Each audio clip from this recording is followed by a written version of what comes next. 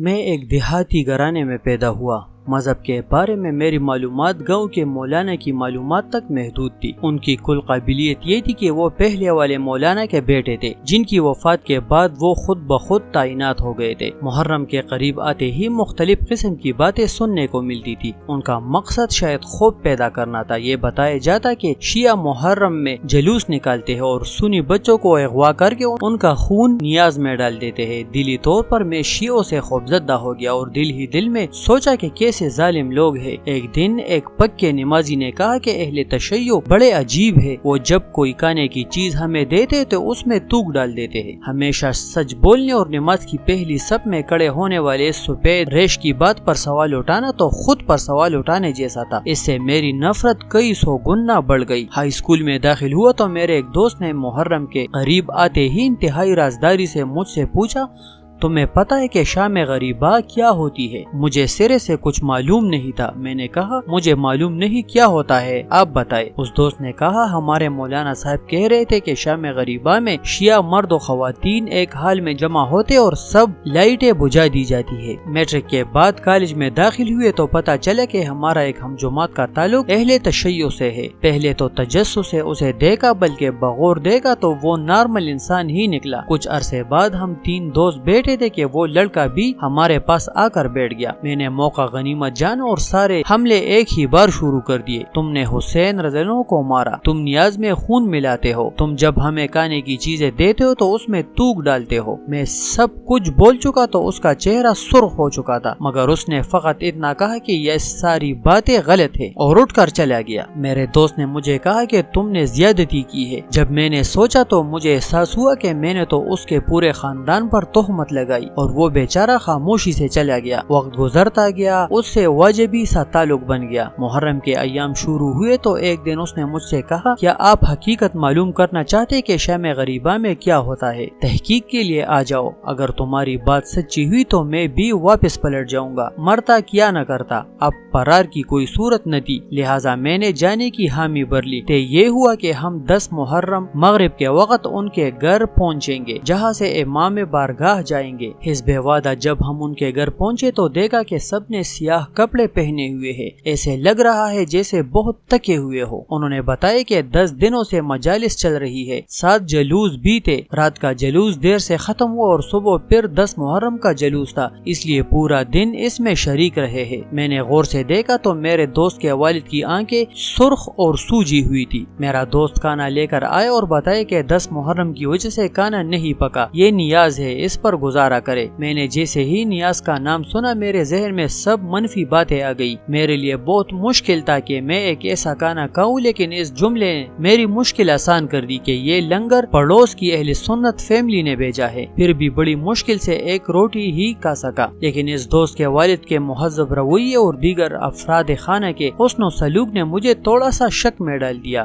غرض رات 9 بجے کے قریب ہمیں کہا گیا کہ امام بارگاہ چلتے ہیں، شام غریبہ وہی ہوگی۔ اب میرے ذہن میں وہ ساری باتیں ایک ایک کر کے آنے لگی جو شام غریباں کے حوالے سے مسجد کے مولوی سے لے کر عام دوست سے سنی ہوئی تھی۔ سوچ رہا تھا کہ میں یہاں کیوں آیا۔ انہی سوچوں میں گم ہم امام بارگاہ کے گلی میں پہنچ گئے۔ وہاں بچے، بوڑھے، جوان اور خواتین سیاہ کپڑوں میں ملبوس امام بارگاہ میں داخل ہو رہے تھے۔ ہم مرکزی دروازے سے داخل ہوئے، جبکہ خواتین الگ دروازے سے امام بارگاہ میں داخل ہوئی اور دوسری منزل پر پہنچ گئی۔ دوسری منزل کچھ اس طرح سے تھی کہ وہاں لوہے کی باریک جالی لگی تھی۔ میں نے دیکھا کہ وہاں موجود ہر شخص کے چہرے پر اداسی ہے، ہر شخص ہی ایسا لگتا ہے جسے بہت تکا ہوا ہے۔ انہی خیالات میں گم تھا کہ امام بارگاہ کی بتیاں بجھائی جانے لگی۔ اب صورتحال یہ تھی کہ امام بارگاہ کے بڑے ہال میں صرف ایک بتی سٹیج کے اوپر جل رہی تھی۔ اس دوران ایک ذاکر نمودار ہوئے جن کے کپڑے سیاہ تھے، ہلکی ہلکی داڑھی تھی، گریبان کھلے تھے۔ انہوں نے مائک پر آتے ہی بلند آواز سے پڑھا، ان للہ و ان الیہ راجعون۔